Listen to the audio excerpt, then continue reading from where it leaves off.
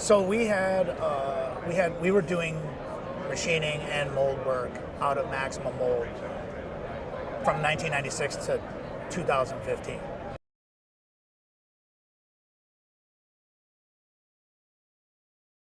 Different services, different businesses that we helped. And we were starting to get approached with customers that we had that we needed to get a bigger building and bigger equipment. So we put together a business plan to build a building and add a few pieces of key equipment. And I didn't like the price of that. So we had a company that was a 7-iron away that had bigger equipment, bigger building, and people, good people. So we kind of approached him, and he was interested because he was almost retirement age. I used to work for him. It was Bill Mott, and we came to a deal. So instead of adding on to my facility and buying pieces of equipment, we bought his whole company, which got his customer base and all of that. Now, the Maximum Mold Group actually had made its first acquisition in 2015. That was 17 when we bought Mock Mold. In 15, we bought Michigan Mold and rebranded it Max 2 because we needed a company that could do just the contract machining jobs we were accustomed to doing before. A lot for automation builders and other businesses that aren't mold building. So I wanted to still be able to support those people, so we bought those first. So after the purchase of Mock Mold, we had a pretty heavy growth period from 2015 to 2019. We bought 3 businesses and 3 buildings in that amount. Every year and a half we were doing it. That seems nuts. It is nuts, and I don't know if it was the best idea. We made it, I would have never probably purchased the Magnum facility after we won Lead Time Leader. We won Lead Time Leader from our growth and acquisition and horsepower. Well, after that came out with the Lead Time Leader, we were getting some press from MoldMaking Technology magazine that people are seeing it. So then I had several people contacting me and wanting me to buy them. Wow. I never heard this. Yeah, and so after we won Lead Time Leader in 2018 and people were seeing that we were buying companies and expanding, they're like, hey, why don't you buy us? Yeah, I'm ready to get out. I'm ready to retire. And that's what happened with Magnum. So Magnum was owned it was actually the oldest company. It was started in 1980. And it was owned by 3 brothers, and they were all 62 to 70 years old. So they were ready to retire. They had a nephew. One of the sons was working there in management, but he was a lawyer and wanted to do something else. So we ended up it took a long time to put that deal together, but they brought something. So you were asking me like what we acquire something for. Yes. And so Mock Mold, which is now Max 3, they built plastic injection molds and they built prototypes, and we had some sampling capabilities. So we were a prototyper, but I had trouble competing with some houses that were doing prototyping in Detroit. Like they were a better price than me, and I was like, okay, they know something I don't know. And it's hard to mix production tooling with prototype tooling. You got to be rougher around, faster with the prototype tooling. And so I thought to myself, the guys from Magnum were reaching out, and that's what they were. They were a prototyping house, and we competed with them. So the difference that they had that I didn't have is they had all the plastic welding equipment and testing equipment, where when we competed with them at Max 3 or Mock Mold, we had to outsource all those services. So like at Magnum, they have vibration welding, they have hot plate welding, they have spin welding, ultrasonic welding, and then leak test welding and any kind, So inevitably, outsourcing all that, it costs more for you in time and money, there. Yeah, and I was taking it all the way to Detroit from Benton Harbor, so that's a 3-hour drive, So having that company and that expertise, I saw as being an advantage. Plus, they were direct with Ford, and so that customer seemed pretty interesting to me. Like I thought, okay, there's way more to sell to Ford than just prototype plastic parts. That's right, exactly. You know, so, and we still do business with Ford to this day. So that's really why we grabbed the Magnum facility, is to where we could be better prototypers. But their claim to fame, and I'm not trying to be negative, but their claim to fame when I bought them, they were famous for air induction, Magnum. So, you know, that's a lot of assemblies that come together to, you know, blow molded parts with plastic injection parts and coupled together, and you know, so the air induction was big for them. And so with all the EVs coming out, that kind of went away, you know, and not totally, but it wasn't as much business. The focus, right. It wasn't as much business as it had been for Magnum. Yep. So we had to reinvent Magnum a bit. And so they never used to cut steel. They only cut aluminum because they were always making aluminum prototype molds. And so we tooled them up for steel and started teaching them how to cut steel. And so how long did that take? Not that long. I mean, you know, they know how to run the mills. You know, they just got to change our speeds and feeds from aluminum to steel. It wasn't that bad. So Magnum does more now than, we still do some of the air induction work that's out there, but it's not as much. And one of our main customers sold that part of their business too. So yeah, you know, and then if you got to follow the work. Yeah. So Magnum right now is actually doing quite a bit of machining of 3D printed parts. Now you're talking about change. Yes. So what happened is our customer had an application where they had these motor parts. They're developing these motors, and they had parts that they were 3D printing, but they can't hold the tolerance. Some of the areas needed to be machined. Yes. And that's a whole new, that's an expertise that not everybody has. Of course, right. Because these printed parts are funky. Yep. You got to figure out ways to grab them. Yep. And then you got to machine them without them moving. And the last thing, I mean, those parts are expensive, the printed parts, because they're all steel printed. So that's what we're doing at Magnum right now. We're precision machining 3D printed parts. I love that. Is it growing? It is growing, slowly, but it's growing. Yes. Is it a particular industry that is giving you that work? We're getting most of it from the automotive side, and just curious. yeah.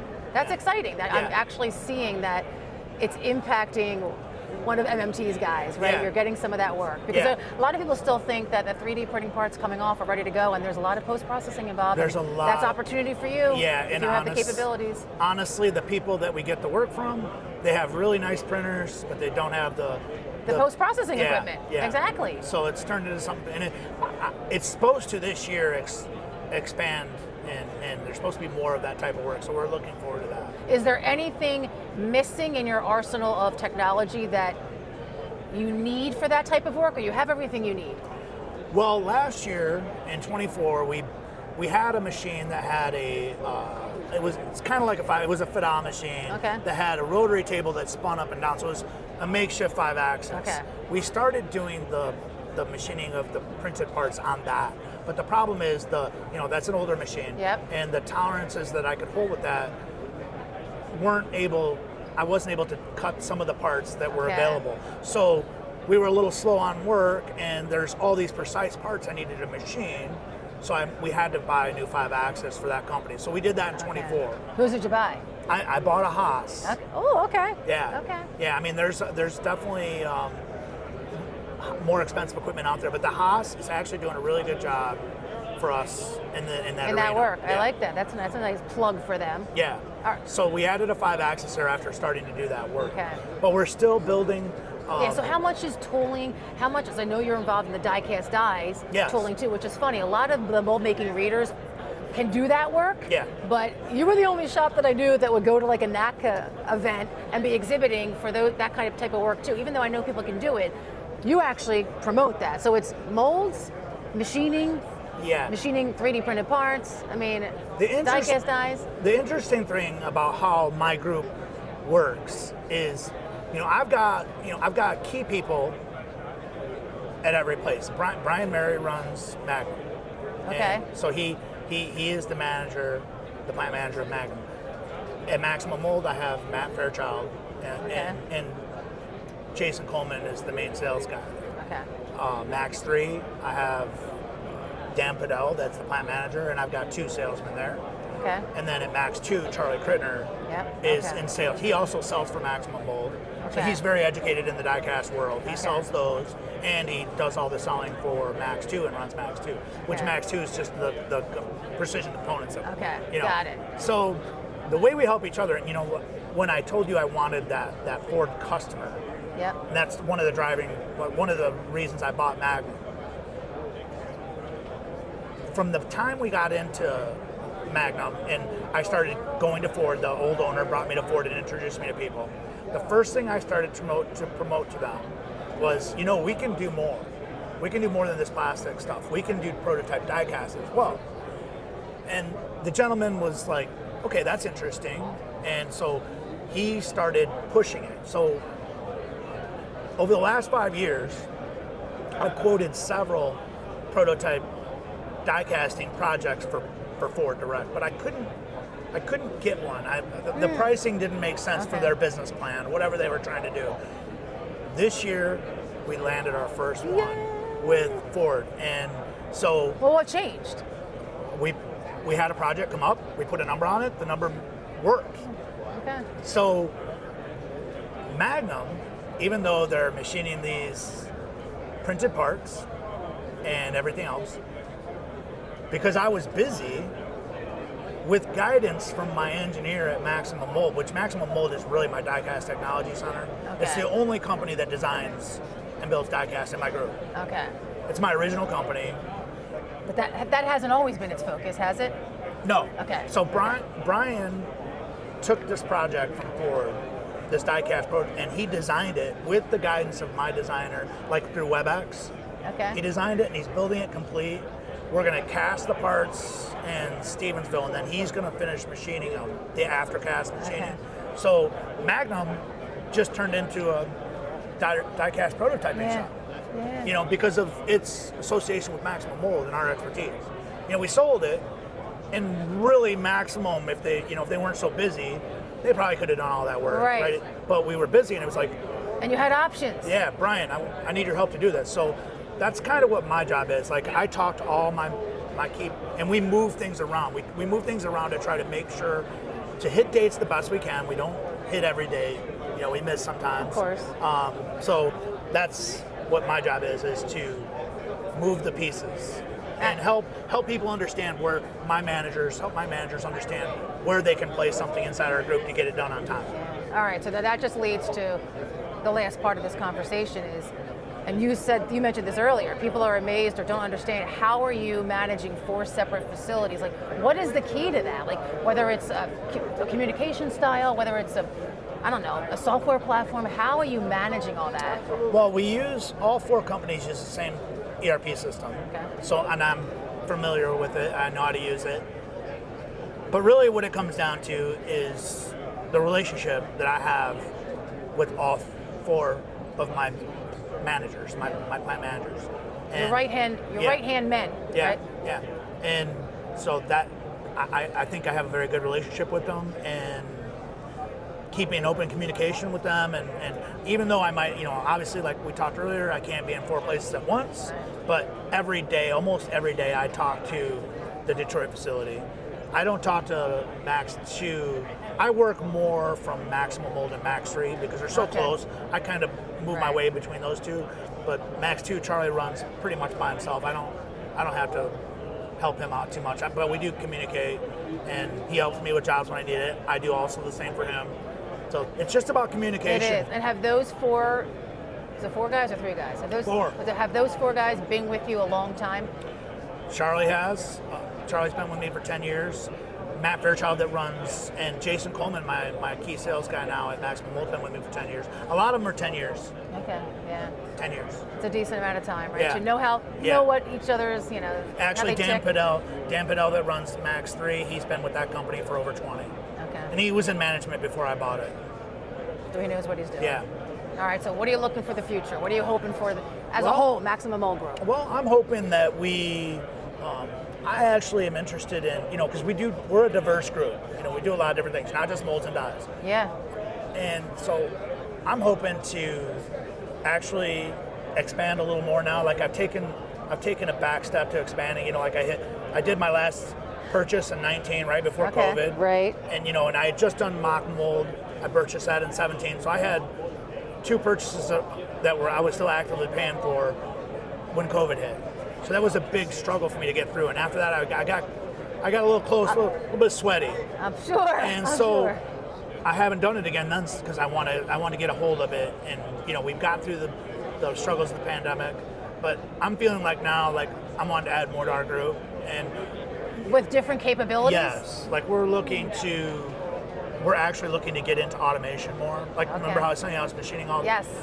I really am interested in that automation business because every time I work on something for them, I'm just machining parts. But when I walk in and see what they're actually building, it's like, whoa, that's cool.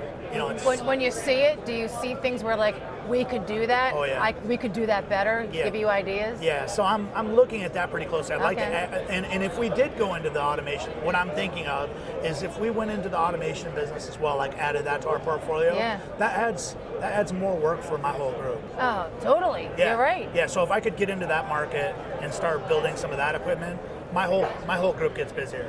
That's pretty cool. All right. Last but not least, if I'm going to ask you who Maxima Mold Group is, like when I first met you, you were a mold maker. Yeah. You're so beyond that. So what's your tagline? Like, who are you? Right? It's called Maximum Mold Group, and I should probably rebrand that. I've been thinking about rebranding it, but I would call us a very diverse manufacturing group. Like we can do a lot of manufacturing, all Whatever different they stuff. need. Yeah. So we're pretty well rounded. We don't just take molds and dies. If you look at my brochure over there, there's a quarter scale F-16 fighter jet we built. There's a picture on over there if you want to look at it. Yeah. But yeah, so that aluminum, it was made out of aluminum. But that fighter jet, when it was all assembled, was 11 feet by 14 feet.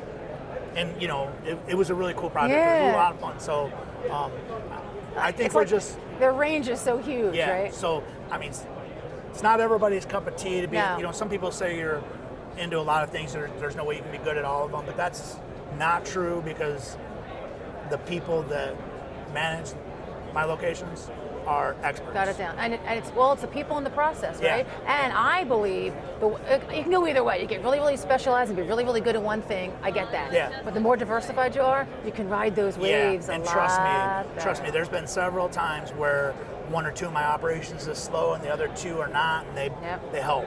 Yep. All right. Well, on that note, thank you, Dave. Thank you for the Christina. update. Stay in touch. Yeah, it's nice talking to you. You too.